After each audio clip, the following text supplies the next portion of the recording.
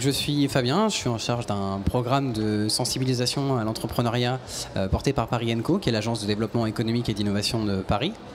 Donc nous sommes accueillis par l'université Sorbonne Paris-Cité. Merci à vous pour ce témoignage d'entrepreneurs en partenariat avec l'association 100 000 entrepreneurs. Donc nous avons aujourd'hui Vincent Avanzi. Vincent, bonjour. Bonjour. Donc Vincent, tu es poète d'entreprise. Est-ce que tu peux nous expliquer ce que c'est? Oui, alors je donne des conférences poétiques en entreprise sur l'éveil des richesses humaines. On essaie de tous travailler un petit peu sur notre créativité, notre confiance en soi, la cohésion d'équipe, un peu le leadership. Et donc c'est ça que je fais en fait en termes de formation en entreprise maintenant, pour essayer de voir comment est-ce qu'on peut éveiller ses talents, être dans sa zone de talent pour mieux réaliser sa mission, se réaliser en entreprise, mieux s'épanouir et puis donner le meilleur de soi en accord avec qui on est à l'intérieur de l'entreprise. D'accord. Et du coup, l'entrepreneuriat, pour toi, qu'est-ce que ça t'évoque? L'entrepreneuriat, déjà, ça m'évoque l'entrepreneuriat de sa vie. Comment est-ce qu'on peut être entrepreneur de sa propre vie et pour vraiment réaliser ses rêves. Donc comment est-ce qu'on peut ouvrir un petit peu tous ses chakras, tout le champ des possibles, élargir un peu ses champs de vision pour trouver exactement notre place dans la société. On se pose souvent un petit peu tous la question de savoir, moi plus le monde, égale quelle est ma vraie fonction?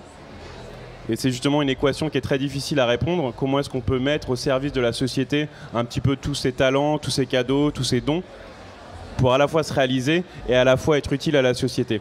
Et dans l'entrepreneuriat de vie, ça qui est génial, c'est justement pouvoir être pleinement soi-même à l'intérieur de sa vie et vivre sa propre aventure humaine.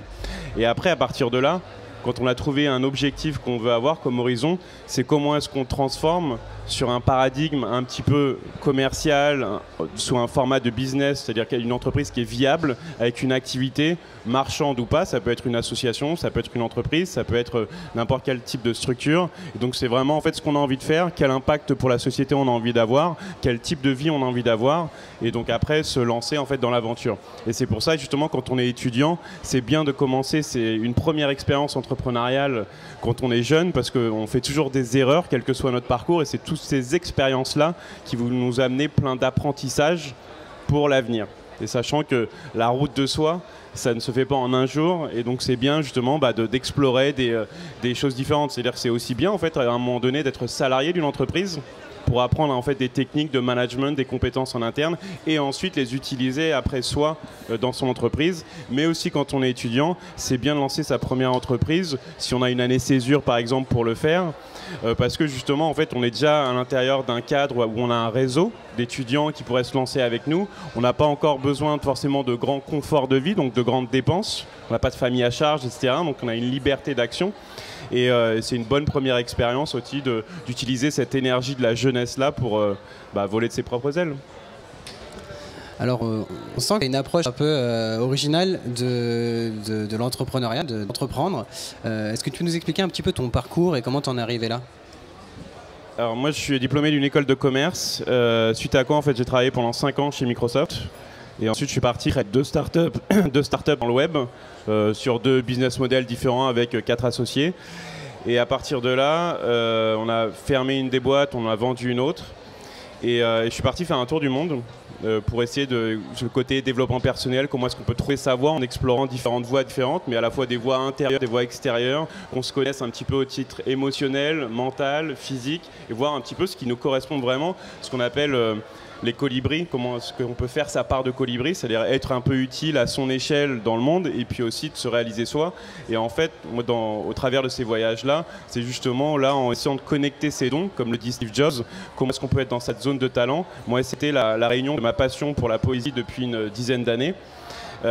Toutes les compétences en business que j'ai pu acquérir, que ce soit en entreprise et en start-up, et aussi tout le travail en développement personnel pour la compréhension de l'autre, la compassion, la sagesse, l'humanisme, pour bien en fait comprendre en fait ce qui va permettre en fait aux individus de s'inspirer, d'avoir un moment justement d'inspiration pour être dans son point génial, pour trouver sa zone de talent. Et donc en fait c'est la réunion de ces 3 choses-là qui font aujourd'hui des conférences poétiques en entreprise. On parle souvent de l'entrepreneuriat sous un axe un petit peu négatif, en mettant en avant le côté business, le côté génération de beaucoup d'argent, etc. Qu'est-ce que tu penses, toi, est-ce que c'est ta vision de l'entrepreneuriat? l'entrepreneuriat à la base naît d'une envie, d'une idée. Et donc là, déjà, il n'y a pas besoin d'argent pour ça. Après, ça naît d'une équipe qui va le mettre en place. Il n'y a toujours pas besoin d'argent pour ça. Il va y avoir besoin d'argent si on veut faire un site internet. Mais si vous avez un informaticien à l'intérieur de l'entreprise, il n'y a pas besoin de ressources externes. Après, ça va être si vous voulez faire des campagnes marketing. Mais après, il y a des choses qu'on peut faire aussi sans argent. Donc en fait, c'est juste en fait soit qu'est-ce qu'on a envie de faire. Est-ce que vous avez envie d'être salarié d'entreprise? Est-ce que vous avez envie d'être entrepreneur? Est-ce que vous avez un projet? C'est-à-dire que l'entrepreneuriat, on peut y rentrer quand on est étudiant, mais aussi 10 ans après, 20 ans après, 30 ans après. C'est juste à quel moment on se sent prêt pour entrer dans l'entrepreneuriat. Donc c'est pas du tout uniquement lié aux finances et au capitalisme, c'est juste comment est-ce qu'on a envie de se réaliser, quoi. Et de toute façon, dans le monde dans lequel on vit, on est en train de passer vraiment d'une structure où en fait il y a beaucoup de salariés d'entreprise et des entrepreneurs au mix des deux, c'est-à-dire la freelancisation, où on va tous en fait travailler sur des multiples projets différents et qui vont faire au final, entre guillemets, notre salaire mensuel et puis notre vie pour se réaliser et puis une fois avoir un petit peu d'impact, si on peut, sur l'évolution de la société. Donc pour toi, entreprendre, c'est une envie de s'accomplir, de se trouver soi-même, c'est d'avoir... C'est ça à la base, c'est rarement quand on a une motivation financière de l'aboutissement, de justement une revente du structure, que ça va marcher en fait. C'est ça, ça se passe naturellement. Mais si on y va juste pour l'argent, c'est-à-dire qu'il faut quand même trouver une idée qui va se permettre d'aller dans les 1 pour 100 000 de personnes qui vont effectivement au final revendre leur boîte. Le parcours d'un entrepreneur, c'est un parcours qui est au quotidien, où on n'a pas forcément de sécurité, on a une liberté d'action, mais c'est vraiment une aventure humaine qui dure longtemps en fait. Donc il faut vraiment être motivé par ça, par l'entrepreneuriat, pas l'argent qui est au bout éventuellement. Donc ça c'est une image qui est assez intéressante parce que c'est souvent connoté négativement, même si on en entend parler de plus en plus aujourd'hui. L'entrepreneuriat est soutenu par l'État, il y a des dispositifs qui sont mis en place, notamment les pépites, les pôles étudiants pour l'innovation, le transfert et l'entrepreneuriat. Donc effectivement c'est une première étape si vous êtes étudiant ou jeune diplômé, que vous voulez entreprendre, que vous avez un projet de création d'entreprise, que de vous tourner vers Pépite qui est en lien avec votre établissement. À l'époque où tu étais étudiant, tout ça n'existait pas. Comment est-ce qu'on faisait quand on voulait entreprendre ? À l'époque, moi c'était il y a une dizaine d'années, j'ai 34 ans aujourd'hui, il y avait des cours d'entrepreneuriat, mais c'était pas encore très en vogue, et surtout il n'y avait rien sur l'économie sociale et solidaire. Sur l'entrepreneuriat social, etc., ça n'existait pas à l'époque, et c'est ça justement qui est en train d'énormément monter. Vous avez des structures comme Make Sense, Ticket for Change, des structures d'accompagnement. L'État met en place beaucoup de financement là-dessus. Sur Pôle emploi, une fois que vous avez travaillé en entreprise, vous pouvez toucher les ACDIC et ensuite avoir l'ACRE pendant 2 ans pour financer votre projet d'entreprise. Donc il y a vraiment beaucoup de dispositifs qui sont mis en place aujourd'hui. Donc c'est un très beau moment en fait aujourd'hui pour créer sa structure. Du coup, j'imagine qu'il y en a peut-être qui ici ont envie de créer leur entreprise. Alors, ce qu'on va faire, c'est commencer à préparer vos questions, parce qu'on sera la parole après si vous avez envie justement de réagir et de poser des questions à Vincent sur son parcours. Je voulais juste faire un petit point aussi sur le fait que quand on crée des entreprises, effectivement, il y a ce besoin d'être entrepreneur, mais une fois que l'entreprise est lancée, ces entreprises, elles ont besoin de recruter. Elles ont besoin de recruter des profils dynamiques, des gens qui ont envie d'autre chose. Et aujourd'hui, c'est des perspectives de carrière qu'il y a de plus en plus. Alors je ne sais pas si autour de toi tu as du coup d'autres entrepreneurs, j'imagine qu'on s'entoure régulièrement d'autres entrepreneurs. Est-ce que le recrutement c'est une problématique que vous rencontrez régulièrement ? Ça l'est en fait sur le côté CDI. C'est-à-dire quand on est une start-up, on a 5-10 personnes à l'intérieur de l'entreprise et qu'on ne sait jamais quels vont être les résultats financiers au fur et à mesure de l'année, quand on est une structure montante, c'est difficile de recruter des gens en CDI qu'on ne va pas forcément pouvoir en fait, se séparer si besoin, si l'activité baisse ou autre. C'est pour ça qu'il y a beaucoup de gens qui travaillent en freelance et beaucoup de stagiaires. Et après, nous, je sais qu'on avait recruté une graphiste qui était un point d'orgue en fait, pour tout le marketing en fait, de notre structure. Et le reste, c'était plus des associés. Donc, c'est des échanges de parts versus un travail réalisé et puis aussi un salaire mensuel aussi quand même. Donc c'est effectivement en fait il y a beaucoup de recrutement qui est fait, il y a beaucoup de structures, de startups qui recrutent, toujours des commerciaux, toujours des graphistes, toujours des informaticiens. Donc il y a beaucoup de postes là qui sont en train d'être créés aujourd'hui dans l'entrepreneuriat puisqu'on va se développer de toute façon dans une structure où on n'est que les 4-5 personnes initiales. Donc effectivement il y a beaucoup de postes ouverts là-dessus. Alors du coup, des questions qui vont te paraître peut-être un peu bateau parce qu'on les pose souvent, mais quelles sont pour toi des qualités importantes quand on veut entreprendre? Une forte envie, une injonction à potentiellement faire des sacrifices sur sa vie privée, une résistance à des hauts et des bas, parce qu'on n'est pas dans une structure stable, donc une certaine notion de résilience, d'autonomie, et puis juste une belle énergie en fait. C'est plus ça à la base, en fait, on revient à l'envie en fait initiale. Mais il faut vraiment avoir cette envie-là, on ne fait pas l'entrepreneuriat par défaut, clairement pas. C'est vraiment une envie de réaliser ses rêves et puis après de développer l'entreprise aussi, d'accompagner le développement de l'entreprise. Parce qu'une entreprise qu'on crée, ça peut s'internationaliser, donc il y a un poste qui va s'ouvrir pour ouvrir un autre bureau dans un autre pays. Ça peut être une structure qui va se diversifier, donc il y aura d'autres postes qui vont s'ouvrir à ce moment-là. Donc c'est vraiment vivre une belle aventure entrepreneuriale. Et ça peut être aussi des apprentissages pour soi-même ouvrir sa propre boîte après. Oui, parce que c'est souvent un passage pour les entrepreneurs que de faire quelques mois, quelques années au sein d'une jeune entreprise pour comprendre de l'intérieur comment ça fonctionne. On dit souvent qu'effectivement le meilleur moment pour entreprendre c'est à la sortie des études parce qu'on n'a pas de contraintes, etc. Si jamais vous ne vous sentez pas prêt, ne vous lancez pas. Vous pouvez aussi rejoindre des petites entreprises et acquérir des compétences initiales par ce biais. On dit aussi beaucoup que le meilleur moment pour entreprendre c'est ici et maintenant.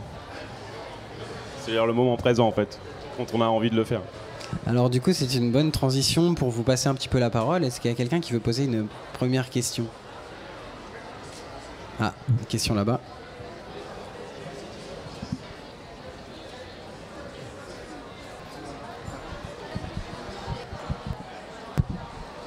C'est bon, ça marche. Entreprendre ici et maintenant, ça veut dire à Paris ou en province? Ou ailleurs, ou à l'étranger? C'est juste une métaphore pour dire toi, qui tu es, c'est entreprendre maintenant quand tu le sens en fait. Donc ça peut être partout dans le monde, c'est pas une question de lieu, c'est toi, ça dépend de où toi tu es en fait.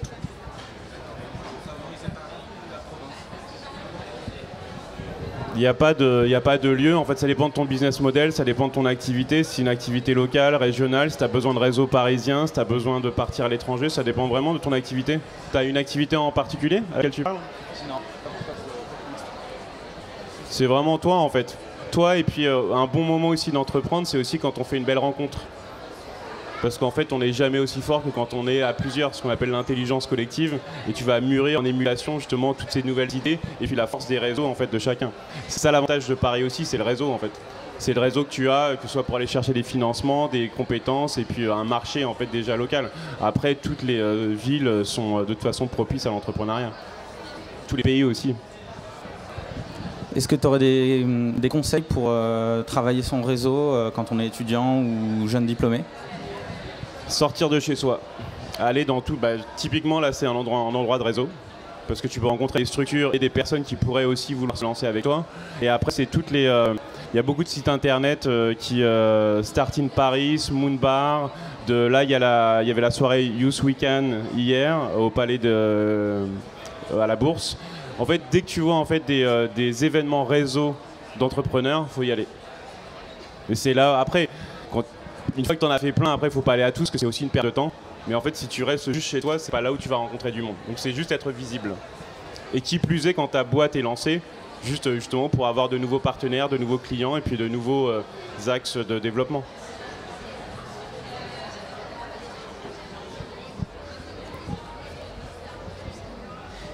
Oui, vous êtes poète d'entreprise. On dirait un peu que c'est un grand écart entre le monde des lettres, la poésie et l'entreprise. En quoi ça peut servir? Comment ça sert? En fait, l'art en général, c'est un très beau vecteur de créativité et d'ouverture de soi et pour essayer de voir en fait qui on est et où est-ce qu'on peut aller et puis s'enlever en fait un champ de vision très rétréci. C'est comment est-ce qu'on peut ouvrir son scope, en faire vers d'autres horizons. Parce qu'en fait, quand on va créer un business model, il faut que l'idée soit innovante. Et en fait, l'art permet d'ouvrir sa créativité. Et après, en fait, poésie en entreprise, c'est aussi comment est-ce qu'on travaille sur sa posture de leader inspirant, sur sa posture de prise de parole en public, et aussi sur la connexion humaine qu'on va avoir avec les autres. Parce que dans la poésie, en fait, on va se connecter à soi, à son corps, à ses rêves, à son imaginaire pour se projeter dans l'avenir. Et ensuite, le fait de le réciter, quand on récite un poème en fait, qui est vraiment le sien, quand on exprime ses rêves, bah, en fait, c'est un outil très fort pour qu'une équipe au sein d'une entreprise puisse s'entendre, se connecter et travailler ensemble. Donc c'est pour ça que c'est ce qu'on appelle l'éveil des richesses humaines au sens large du terme. Il y a combien de personnes qui veulent se lancer dans l'entrepreneuriat ici? 1, 2, 3, 4. Vous avez déjà des projets identifiés sur lesquels vous travaillez déjà?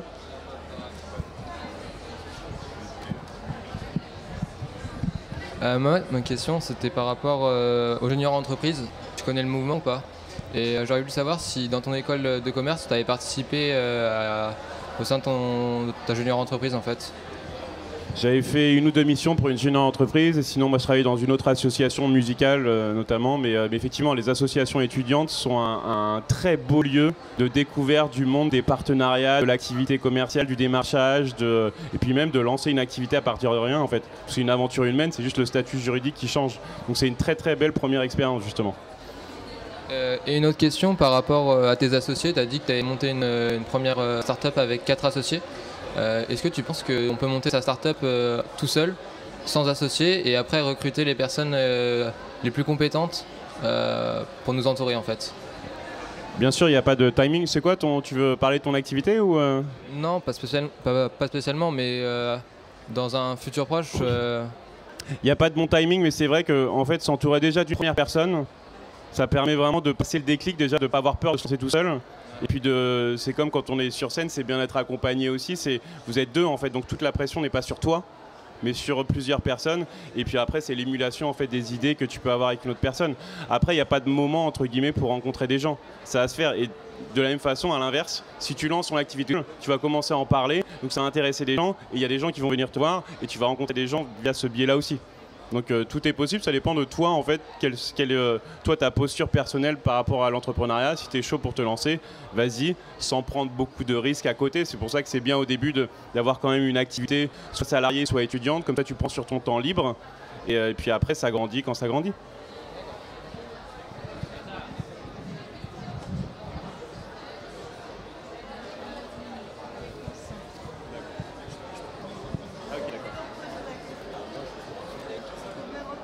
En ce moment, il y a beaucoup de pépinières d'entreprises, des incubateurs de start-up, tout ça qui se développent à Paris.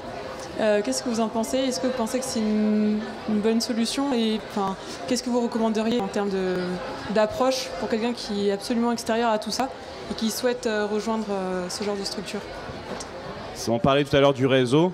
Un incubateur, une pépinière d'entreprise, c'est un très beau lieu pour avoir un réseau. Parce que vous allez arriver dans un lieu où il y aura peut-être déjà 50 startups, ça peut être 50 partenaires potentiels, 50 clients potentiels, des ressources de compétences aussi complémentaires aux vôtres. Et puis normalement, en fait, vous avez vos locaux qui sont en plus déjà partiellement payés et vous avez déjà une structure, une vraie adresse. Et non, c'est justement un pur lieu de motivation en plus. Donc effectivement, clairement, là, c'est... Je ne sais pas quels sont les chiffres, mais il y a de plus en plus de pépinières qui se créent chaque année. C'est un très beau lieu justement pour lancer son entreprise plutôt que chez soi, d'être justement à l'extérieur et visible.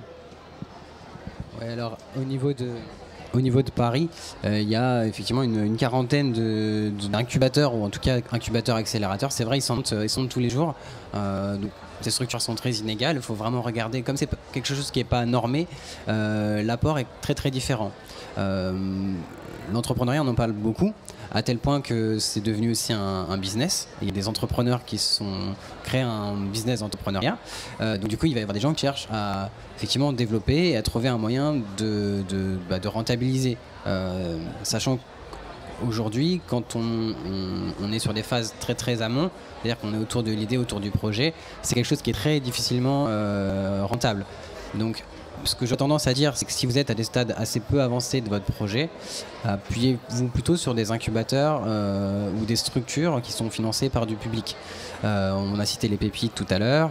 Il y a un certain nombre d'incubateurs qui sont cofinancés par la ville de Paris et par la région. Dans un premier temps, approchez-vous de celle-là. Quand vous avez atteint un premier niveau de maturité, à partir du moment où il commence à y avoir du chiffre d'affaires, là, ça vaut le coup d'aller vers des incubateurs qui sont privés et qui vont pouvoir du coup jouer un rôle d'accélérateur.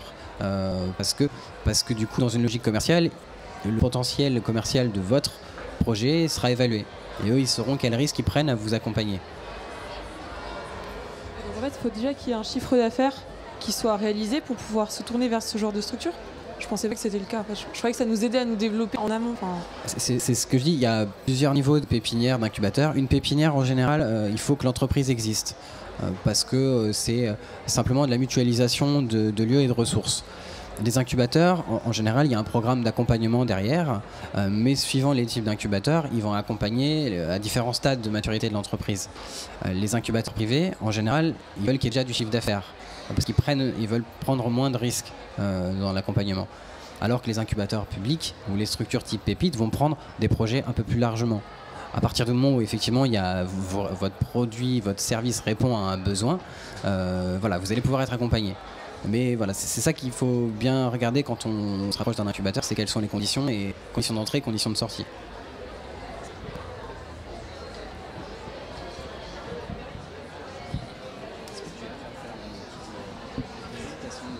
Excusez-moi, moi...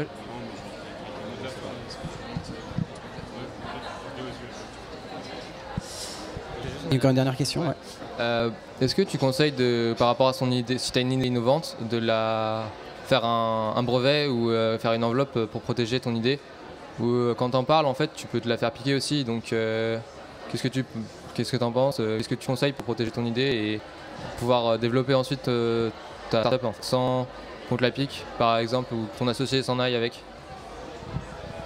Alors pour les brevets, c'est plus pour les créations, des inventions scientifiques.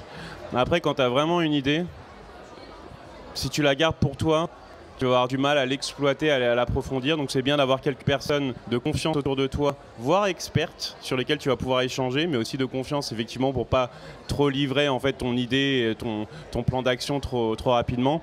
Après, il y a un truc qui est important à faire aussi, c'est quand vous avez le nom de l'entreprise, c'est le protéger à l'INPI, et ça coûte 220 €, et après réserver le nom de domaine. Ça, c'est juste les deux choses en fait. Et après, le reste, c'est effectivement élargir un peu son champ de discussion pour avoir de nouvelles idées dessus, et puis pour recruter aussi. Mais en règle générale, ça dépend de ton idée, mais ça coûte rien d'en parler un peu ouvertement, parce que justement, ce sera que des retours positifs, constructifs que tu rencontreras. Après, c'est à toi d'avoir, entre guillemets, la jugeote, de voir en fait à quelle personne tu peux faire confiance et qui va effectivement être de bons conseils. Mais on a plus de nouvelles idées de développement en parlant qu'en le gardant pleinement pour soi. Voilà.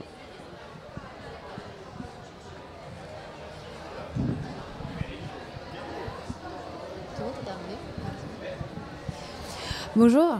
Alors moi j'ai quitté mon travail pour me mettre à mon compte. Donc, félicitations. Merci. Donc je suis encore en précision de projet, etc. Et en fait, donc moi je travaille dans la communication. Et ma question, quand j'entends ton parcours, c'est comment est-ce que tu es passé, donc effectivement ça fait un tour du monde, mais comment est-ce que tu es passé à un autre univers qui est poète en entreprise? Est-ce que tu as suivi une formation? Comment est-ce que tu as choisi ta formation? Et après, mon autre question, c'est plus comment est-ce que tu as géré ta clientèle au départ et maintenant peut-être que tu es aussi un peu plus implanté. Voilà. T'es parti en rupture conventionnelle? Non? Ok. Je dis ça en fait parce que tu laisses un peu plus de temps entre guillemets pour te trouver et potentiellement créer ta voie. Je fais beaucoup de stages en développement personnel, que ce soit en psychologie positive, en CNV, en communication non violente, sur beaucoup d'expériences de méditation ou autres, etc., pour comprendre en fait le sujet sur lequel j'intervenais. J'ai fait beaucoup de scènes de poésie aussi, et après j'ai juste fait la synthèse de tout ce que je savais faire et être, pour en fait faire un programme de conférence qui tient en 2 heures, qui est millimétré et qui suit vraiment le parcours de facilitation, d'inspiration de l'être humain pour qu'il donne le meilleur de lui-même. Et donc en fait il y a un mix de synthèse du passé et puis de formation continue que je fais sur des thématiques qui m'intéressent pour enrichir entre guillemets mon domaine d'intervention. Et après sur la clientèle, c'est beaucoup d'événements réseau, beaucoup de choses de conférences sur l'humanisation de l'entreprise, sur comment effectivement éveiller les talents. C'est utiliser LinkedIn pour entrer en contact avec les DRH en entreprise. C'est utiliser le réseau de mes proches que je connaissais dans les entreprises dans lesquelles ils étaient. Et après, c'est juste être présent le maximum en fait. Et ça se construit en fait progressivement de toute façon parce que c'est le cycle de développement d'une entreprise. On a toujours un business plan sur sur 3 ans et avec les 6 premiers mois, on va avoir nos premiers clients, on va avoir tant de chiffre d'affaires, etc. C'est toujours beaucoup plus long, il faut le savoir, à quelques exceptions près. Et en fait, il y a toujours un cycle de développement au moins d'1 an dans une entreprise pour vraiment la monter en fait, et pour arriver à un stade en fait, de rentabilité et de salaire confortable, etc. De toute façon, donc, c'est vraiment une aventure sur le court, moyen, long terme. Bon courage pour ton aventure. Alors du coup, s'il n'y a plus de questions, je vous propose de conclure. Donc tu es un entrepreneur, donc effectivement ta société a un modèle économique et donc ce que tu disais tout à l'heure, c'est effectivement tu vends du coup des conférences. Tu as aussi écrit un livre qui est ici, donc qui s'appelle Sur la route de soi, qui sera en vente pour ceux que ça intéresse. Est-ce que tu peux nous en parler un petit peu rapidement ? C'est un manuel poétique pour entreprendre la vie de ses rêves et dessiner son avenir, dans le sens où comment est-ce qu'on peut trouver sa voie, voire même créer sa voie dans le champ des possibles. C'est-à-dire comment est-ce qu'on peut s'octroyer le droit de rêver pour vraiment dire si on a envie d'être par rapport à tout en fait, dans l'entrepreneuriat de vie, puis même dans son bonheur personnel, dans sa mission de vie, comment est-ce qu'on va trouver en fait la mission qu'on a envie de donner dans son existence pour être utile, pour se réaliser aussi. Donc c'est un mix en fait de manuels pratiques et de poésie en fait de voyage et puis de vie. Et une citation que tu voulais, c'est sur le bonheur. Le bonheur, c'est d'être en vie et d'être en voie, d'avoir envie et d'être en joie, d'être libre et d'être soi. Donc, voilà. Merci à vous. Merci à vous.